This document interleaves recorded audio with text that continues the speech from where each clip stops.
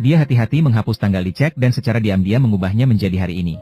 Kemudian dia mengisi penuh bak mandi dengan pesawat mainan. Setelah menunggu mereka melunak, dia menggunakan pinset untuk mencabut logo di ekor pesawat yang dipasang pada cek palsu ini. Maaf, saya rasa kamu sering mendengar orang mengucapkan kalimat ini, kan?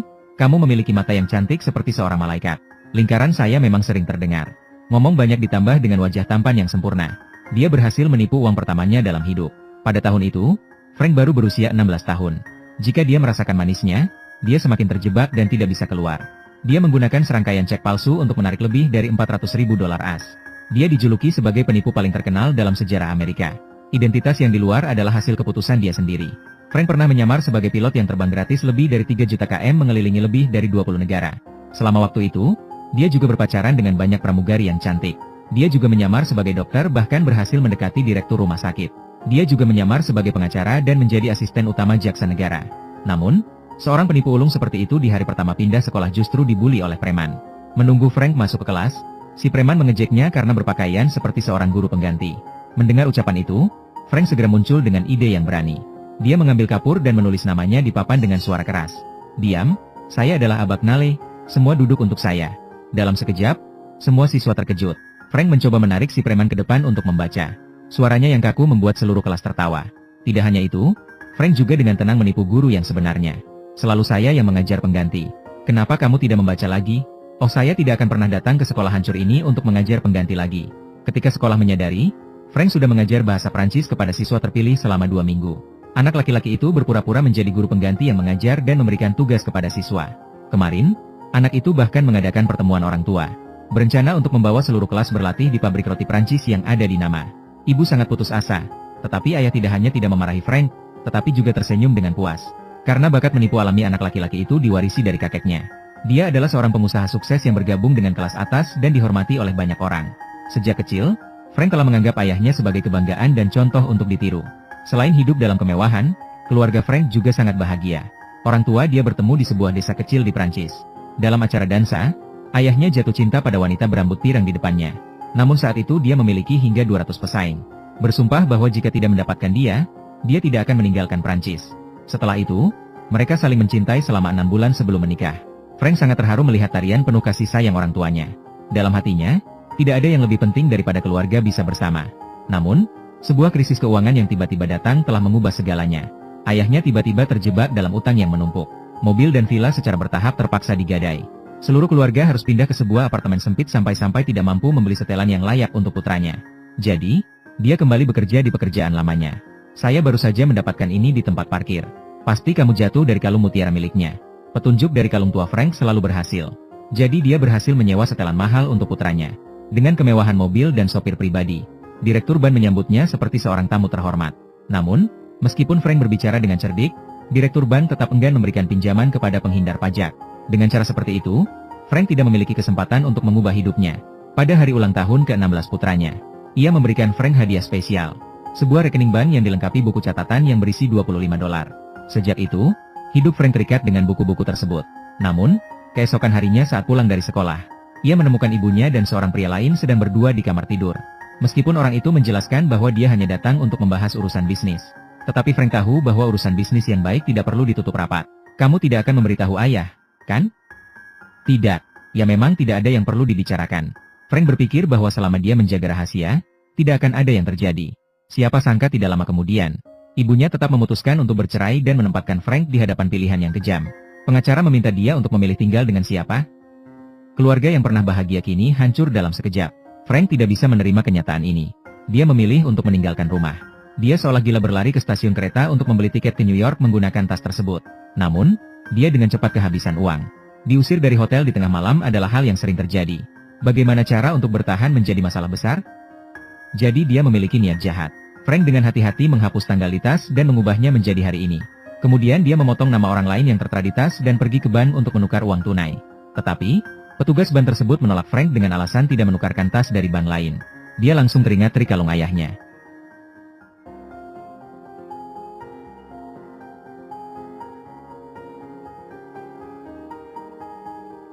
Namun, meskipun dia berpura-pura menderita atau berpura-pura sakit, semuanya gagal. Bukan karena tas tiruan itu terlihat terlalu palsu, tetapi karena penampilan yang konyol dan statusnya tidak cukup meyakinkan di saat Frank sedang terjebak. Seorang pilot yang dikelilingi oleh pramugari menarik perhatiannya. Pada waktu itu, pilot adalah profesi yang bergengsi. Dengan status sosial, dia dihormati dan disambut dimanapun dia pergi. Bahkan anak-anak berlari untuk meminta tanda tangan. Maka, di benak Frank muncul rencana jenius. Pertama, dia berpura-pura menjadi reporter sekolah yang datang ke maskapai untuk wawancara. Dari orang yang bertanggung jawab, dia mendapatkan berbagai informasi tentang pilot. Dan secara kebetulan mendapatkan sebuah lisensi. Lisensi dari Federal Aviation Administration sudah kedaluarsa selama 3 tahun. Berdasarkan itu, Frank menelepon departemen pengadaan dan berbohong bahwa dia kehilangan seragam.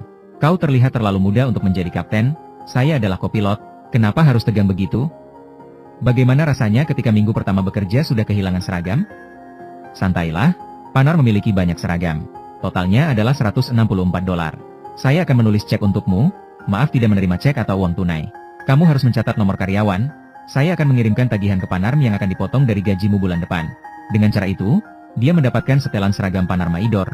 Orang sering berkata kecantikan karena kain. Frank langsung menjadi pria terpanas di kota. Pejalan kaki menatapnya dengan mata penuh kekaguman. Ketika dia datang ke ban untuk menukar cek sekali lagi, dia disambut langsung oleh manajer cabang. Sesuai dengan yang diperkirakan Frank, pakaian ini hampir bisa memanggil hujan dan angin. Bahkan hotel pun bersedia menukarkan cek untuknya. Petugas resepsionis bahkan memberitahu Frank bahwa mereka hanya bisa menukarkan maksimal $100 untuk cek pribadi. Tetapi cek gaji dari maskapai penerbangan dapat ditukar dengan $300. Segera, Frank langsung membuat rencana yang lebih matang. Keesokan harinya dia kembali ke ban. Tujuannya adalah untuk menarik perhatian seorang teller cantik, dengan penampilan yang menarik dan status sebagai kopilot. Frank dengan mudah menggoda gadis pirang yang sedang dalam masa muda. Dari dia mendapatkan pengetahuan khusus tentang cara membedakan cek asli dan palsu. Beberapa minggu kemudian, Frank membeli sebuah alat deteksi tinta magnetik di sebuah lelang, yang mencetak dengan sempurna kode yang ada pada cek ban. Selanjutnya, dia melepas logo dari model pesawat yang dipanggang, lalu menggunakan cek untuk meratakan cek tersebut. Sebuah cek gaji dari maskapai penerbangan telah selesai. Frank membawanya ke bank dan berhasil menukar uangnya lagi. Sejak saat itu, dia semakin terjerat dan tidak bisa lepas untuk memperdebatkan cek yang diproduksi massal yang bermasalah. Frank memanfaatkan statusnya sebagai pilot untuk terbang gratis ke seluruh negeri untuk melakukan penipuan dan menarik uang tunai. Di perjalanan, dia juga berhasil menggoda seorang pramugari yang seksi. Dia memahami prosedur penerbangan tetapi tidak tahu apa-apa tentang peralatan di pesawat, dan dia juga takut akan ketinggian. Hanya dalam beberapa bulan, Frank telah menggunakan cek palsu untuk menarik jutaan dolar. Akhirnya, hal itu menarik perhatian beberapa perusahaan yang kurang baik. Seorang agen mencari berdasarkan catatan konsumsi dan menemukan sebuah hotel, tetapi dia tidak mengenali Frank yang ada di dalam ruangan yang dipenuhi alat-alat untuk membuat cek palsu. Suara flush toilet terdengar dari kamar mandi. Namun, Frank tampak tidak khawatir dan malah menjelaskan kepada mereka detail cara membuat cek palsu. "Anda terlambat. Saya Barry Allen, agen AS. Tersangka Anda baru saja berencana melompat keluar jendela untuk melarikan diri. Untung saja rekan saya telah menangkapnya." "Saya tidak mengerti apa yang Anda katakan. Apakah Anda hanya memiliki FBI yang mengejar dia?" "Sudahlah, dia membuat cek palsu pemerintah. Kami sudah mengawasi dia selama beberapa bulan. Bisakah kamu menjauhkan senjata dari wajah saya? Tolong, serius. Maksud saya, itu membuat saya sangat tegang.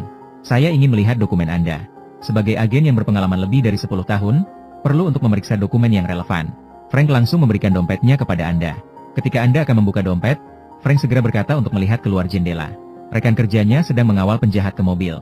Untuk sepenuhnya menghapus kecurigaan Anda, Frank juga melambaikan tangan menyapa orang itu. Sebenarnya, dua orang ini hanya tetangga Frank di hotel. Namun, sandiwara rumit ini berhasil menipu Anda. "Bolehkah saya melihat dokumen Anda?" "Tentu saja. Lebih baik berhati-hati. Selanjutnya adalah bagaimana cara melarikan diri." Frank mengatakan bahwa dia harus membawa barang bukti ke bawah dan selama itu Anda perlu menjaga lokasi kejadian. Setelah Frank pergi, Anda tersenyum puas. Kasus ini berakhir, mungkin dia akan mendapatkan promosi dengan mudah. Namun semakin dia berpikir, semakin dia merasa ada yang salah. Dia segera membuka dompetnya untuk melihat. Di dalamnya memang tidak ada yang disebut sebagai dokumen identitas, hanya ada beberapa label yang dipotong. Begitu, Frank telah melarikan diri tepat di depan matanya. Atasan menyarankan untuk sementara waktu menghentikan penyelidikan kasus pemalsuan. Dia telah menerbitkan buku tentang pencegahan penipuan dan memiliki 12 tahun pengalaman kerja. Asalkan tidak membuat kesalahan, tahun depan dia pasti akan dipromosikan menjadi kepala departemen. Mari kita abaikan kasus memalukan ini. Namun mereka berkata bahwa yang paling ditakuti oleh penjahat adalah terlihat oleh orang lain. Dia tidak akan menyerah dalam pengejaran. Tidak lama kemudian, cerita tentang Frank muncul di halaman depan surat kabar. Di bawah media, dia disebut sebagai 007 di 0. Kebanggaan Frank terpenuhi sepenuhnya. Dia segera memesan jas yang persis seperti James Bond. Dia membeli sebuah mobil Aston Martin berwarna perak sama seperti di film. Malam itu, Frank secara kebetulan bertemu dengan seorang model majalah bir yang seksi. Dia menawarkan harga $1.000 untuk layanan tersebut. Frank langsung setuju dan mengeluarkan dompet berisi $1.400 untuk pergi ke bawah menukarkan uang tunai. Melihat hal itu, gadis tersebut langsung memanggilnya kembali. Apakah itu tas dari bank? Tanda tangani untuk saya. Tidak, saya tidak bisa melakukan itu. Tas ini hanya seharga $1.400. Kita sudah sepakat harga $1.000. Kenapa kamu tidak memberikan saya $400 tunai? Jadi, bisa memberikan saya tasnya sekarang? Itu akan lebih baik. Dengan begitu, Frank tidak hanya bersenang-senang secara gratis dengan gadis panggilan, tetapi juga mendapatkan tambahan $400. Pada malam Natal, Frank menelepon semua yang terdaftar. Maaf untuk lelucon sebelumnya dan mengatakan bahwa sekarang saya berada di kamar 3113 di sebuah hotel. Apakah Anda ingin bertemu dan berbicara? Tapi besok pagi saya akan terbang ke Las Vegas untuk akhir pekan. Dia sudah ditipu sekali, jadi tentu saja tidak percaya. Dia segera menyadari bahwa Frank adalah seorang buronan. Mengapa dia menelepon polisi. Kamu menelepon bukan untuk minta maaf, kan? Apa maksud Anda? Kamu tidak punya siapa-siapa lagi untuk dihubungi. Mereka telah melihat kedalaman kesepian dan keterasingan Frank, yang pada dasarnya hanyalah seorang anak yang kekurangan kebahagiaan keluarga. Faktanya benar seperti yang mereka katakan. Frank selalu percaya bahwa penyebab perceraian orang tuanya adalah krisis ekonomi. Asalkan dia menghasilkan cukup uang, dia bisa membuat mereka bersatu kembali. Namun ketika Frank bertemu kembali dengan ayahnya, dia baru tahu bahwa ibunya sudah menikah lagi. Anaknya telah dicatat oleh pengadilan dalam daftar orang-orang yang tidak dapat dipercaya. Tidak berani menerima mobil sport mahal yang diberikan oleh putranya dalam perkembangan lain. Mereka masih sibuk mencari jejak Frank. Tak disangka, sebuah pernyataan dari pelayan restoran telah menyadarkannya. Di identitas palsu tertulis Barry Allen, itu bukan nama Vlad. Mereka tiba-tiba tersadar, tidak heran jika tidak cocok dengan informasi sidik jari. Jadi dia segera melaporkan kejadian itu ke kepolisian New York, meminta mereka untuk membantu menyelidiki semua kasus anak-anak yang pergi dari rumah. Alasan penguncian di New York adalah karena Frank pernah menyebut tim baseball Yankees. Tidak lama kemudian mereka menemukan rumah baru ibu Frank. Dia pernah memanggil polisi untuk menyelidiki populasi sehingga memberikan kepada mereka sebuah buku direktori lama.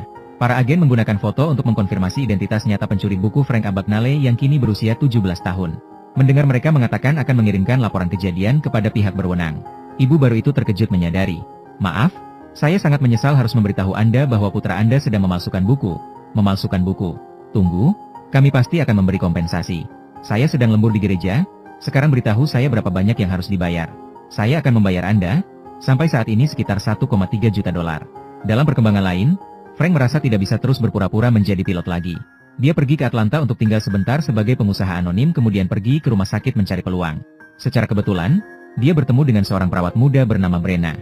Gadis yang memakai kawat gigi itu sekaligus polos dan menawan, persis seperti yang disukai Frank. Maka, dia menggunakan teknik pemalsuan luar biasa miliknya untuk membuat ijazah dari Universitas Harvard. Direktur melihat berkas tersebut sangat terkejut. Lulusan sekolah terkenal dan pernah bekerja di rumah sakit anak di selatan, California. Dia hanya menunjuk untuk merekrut seorang kepala departemen gawat darurat yang bekerja di shift malam. Jelas ini sedikit membuang-buang bakat, tetapi Frank masih bisa melamar posisi tersebut dengan sukses. Di bawah sekolahnya, ada 6 dokter magang dan 20 perawat, termasuk Brenna. Frank tidak tahu apa-apa tentang kedokteran, dia hanya bisa mengandalkan menonton film untuk menambah pengetahuan. Untungnya, dia adalah kepala departemen. Banyak pekerjaan yang hanya perlu dia suruh dokter di bawahnya untuk melakukannya. Pada malam yang hujan badai, Brenna mencari Frank untuk menandatangani dokumen. Gadis itu bilang bahwa dia sudah melepas kawat gigi dan ingin Frank melihat bagaimana kondisi perawatan gigi. Tapi Frank tidak bisa menahan diri dan mencium Brenna. Tepat saat keduanya kehilangan kendali, telepon dari ruang gawat darurat berdering. Ternyata ada seorang anak laki-laki yang patah kaki dan membutuhkan operasi segera. Namun Frank benar-benar tidak tahu tentang hal ini dan dia juga takut darah. Beruntung di sampingnya ada 2 dokter residen, Dr. Harris. Ya, apakah Anda setuju? Setuju apa, Tuan? Apakah Anda setuju dengan apa yang baru saja dikatakan Dr. Adli? Dokter residen sangat menghargai kesempatan untuk menunjukkan kemampuannya. Tapi dia tidak tahu bahwa saat dia menyesal karena tidak menjawab dengan benar, Ketua Departemen Frank sedang muntah-muntah di toilet karena takut darah. Dia menyadari bahwa menjadi dokter memang sangat berisiko, jika terus begini lama-kelamaan pasti akan terbongkar. Beruntungnya Frank memenangkan hati Brenda. Mengetahui bahwa ayah gadis itu adalah seorang pengacara, dia langsung melamar. Brenda terharu sampai meneteskan air mata mengaku bahwa dia pernah menggugurkan kandungan. Sebelumnya dia diusir dari rumah oleh keluarganya.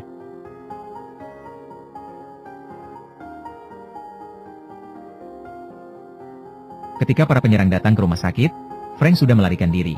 Di kantor hanya tersisa sebuah printer yang digunakan untuk mencetak buku palsu. Saat ini dia sedang duduk makan di rumah Brenda. Untuk menyenangkan calon mertuanya, Frank berkata bahwa sebelum belajar kedokteran, dia telah mendapatkan gelar pengacara dari Universitas Berkeley. Namun sayangnya, ayah Brenda juga lulus dari universitas ini. Dia mulai bertanya dengan jelas, Apa nama anjing peliharaan profesor palsu itu? Pertanyaan ini membuat Frank bingung, hanya bisa menjawab bahwa anjing itu sudah mati. Meskipun jawaban Frank sangat cerdas, namun ayah mertuanya masih melihat celah. Karena seorang mahasiswa dengan faktor seperti itu tidak mungkin memperhatikan Brenda yang telah kehilangan kehormatannya. Dia menginterogasi Frank siapa dia sebenarnya?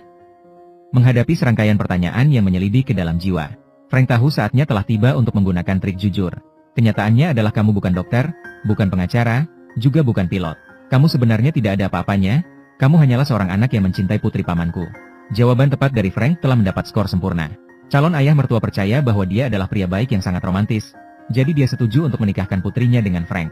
Dengan cara itu, hanya butuh 2 minggu dengan kecerdasan luar biasa, dia telah lulus ujian lisensi pengacara. Dengan dukungan dari ayah mertuanya yang akan datang, Frank berhasil menjadi asisten jaksa negara bagian. Malam itu seluruh keluarga berkumpul di depan TV bernyanyi bersama. Frank merasakan kembali kehangatan kasih sayang yang telah lama hilang. Setelah makan malam, ia secara tidak sengaja melihat sepasang suami istri berpura-pura bermesraan. Gerakan tari yang lembut di bawah cahaya temaram membuat Frank teringat kepada keluarganya di masa lalu. Sekarang ia hanya bisa bersembunyi di balik pintu sambil mengintip kebahagiaan orang lain. Untuk menjaga hal-hal baik ini, ia memutuskan untuk bertobat dan sepenuhnya meninggalkan jalan membuat buku palsu di masa lalu. Jadi pada malam Natal, Frank menelepon berharap dia akan dimaafkan. Saya ingin mengakhiri semuanya. Saya akan segera menikah. Kamu tahu kan? Saya ingin menata hidup. Kamu telah menggelapkan hampir 4 juta dolar. Kamu pikir kami bisa menganggap itu sebagai hadiah pernikahan untukmu? Tidak. Itu bukan sesuatu yang bisa kau hindari. Saya ingin gencatan senjata. Tanpa gencatan senjata, kau akan ditangkap dan dijebloskan ke penjara. Tidak akan ada akhir yang baik. Tidak ada yang baik. Hari pernikahan dengan cepat mendekat. Memang mereka sudah datang, dalam keadaan darurat. Frank terpaksa mengakui identitas aslinya kepada Brenda, berharap dia mau melarikan diri bersamanya. Uang dalam koper begitu banyak hingga tidak bisa lagi memasukkan pakaian, cukup untuk mereka hidup nyaman seumur hidup. Frank mengatur untuk bertemu Brenda 2 minggu kemudian di bandara. Setelah berbicara dia melompat keluar jendela dan melarikan diri. Ketika mereka mengejar ke lantai 2 hanya melihat selembar dolar terbang keluar dari jendela. Di dalam ruangan hanya tersisa pengantin wanita, Brenda dengan air mata di matanya. 2 minggu kemudian Frank tiba di bandara lebih awal menunggu. Melihat Brenda datang tepat waktu, Frank berniat untuk berlari menyapa dia tetapi dia segera menyadari ada yang tidak beres. Seseorang dengan diam-diam berbicara dengan Brenda, sekelilingnya tampaknya dipenuhi dengan polisi rahasia. Bahkan di atas atap pun ada orang yang mengintai. Frank menyadari bahwa Brenda telah mengkhianatinya. Saat ini seluruh bandara berada di bawah kendali mereka. 200 polisi bersenjata menunggu siap untuk menangkapnya. Namun sebagai penipu ulung, Frank dengan cepat memikirkan rencana yang brilian. Ia berpura-pura menjadi pilot dengan nama maskapai untuk merekrut pramugari dan melakukan wawancara dengan sangat profesional. Setelah berbagai tahap seleksi, Frank akhirnya memilih 8 gadis cantik berkulit putih berbadan ramping. Mereka mengenakan seragam pramugari yang mencolok di tengah kerumunan. Bahkan agen dan polisi di bandara pun tidak dapat mengabaikan dan sama sekali tidak menyadari Frank yang sedang menguntit. Para petugas yang waspada tinggi juga terganggu oleh sebuah telepon yang mengalihkan perhatian. Tahan tanganmu agar aku bisa melihat, jangan tembak, aku hanya sopir saja. Seseorang membayar saya 100 dolar untuk mengenakan pakaian ini untuk menyambut tamu. Hal yang membuat mereka terpuruk adalah nama mereka sendiri tertulis di papan tersebut. Dia hanya bisa dengan putus asa melihat Frank pergi setengah tahun setelah Frank telah berkeliling dunia. Amerika Selatan, Australia, Singapura, Mesir, Andorra. Lebih mengejutkan lagi, tas palsu yang dibuat Frank tidak berbeda dari tas asli. Bahkan maskapai penerbangan pun tidak bisa membedakannya. Mereka ingin pergi ke luar negeri untuk menyelidiki tetapi ditolak oleh atasan. Tuan, apakah kita hanya membiarkannya melarikan diri seperti ini? Bukankah Anda yang membiarkannya melarikan diri? Ini adalah kritik yang paling tidak adil yang harus mereka terima dalam karir mereka. Dia masih tidak bisa membayangkan bagaimana Frank bisa memalsukan tas hingga tingkat ini. Bahkan para tukang ahli di percetakan uang pun harus terkejut. Teknik tas ini bisa dibilang sempurna. Meskipun dalam pencetakan atau pewarnaan di Amerika, tidak ada yang bisa melakukannya sebaik kami. Namun mesin cetak ini hanya ada beberapa unit di Jerman dan Inggris, sisanya ada di Prancis. Kalimat ini segera membangkitkan perhatian karena ibu Frank berasal dari sebuah kota kecil di Prancis. Pada malam Natal tahun 1967, dia berjalan sendirian di jalanan Montichac. Ternyata bengkel percetakan yang tersembunyi itu terletak tepat di samping gereja. Frank melihatnya dan tidak terkejut dengan keadaan mental yang nyaris gila. Dia berkata kepada Frank bahwa di luar pintu ada puluhan polisi Prancis yang sudah bersiap. Kamu sudah tidak punya jalan keluar lagi. Awalnya Frank tidak percaya bahwa dia akan melarikan diri. Tetapi tatapan tegasnya seolah ingin mengatakan padanya bahwa keluar dari pintu ini akan berarti ditembak mati. Akhirnya Frank memilih untuk memakai dasi nomor 8. Lagi pula, tidak ada yang akan membawa putri berusia 4 tahunnya untuk bersumpah. Namun ketika kedua orang itu keluar, jalanan sepi. Di sekeliling hanya ada suara nyanyian lembut dari gereja. Tepat saat Frank sedang berusaha menahan diri dari penipuan, suara sirene polisi. Polisi Prancis melangkah langsung untuk menangkap Frank. Ini saya ingin kalian mencatat kalimat ini dalam berkas. Frank Abagnale secara sukarela menyerahkan diri. Mengerti tidak? Mengerti tidak?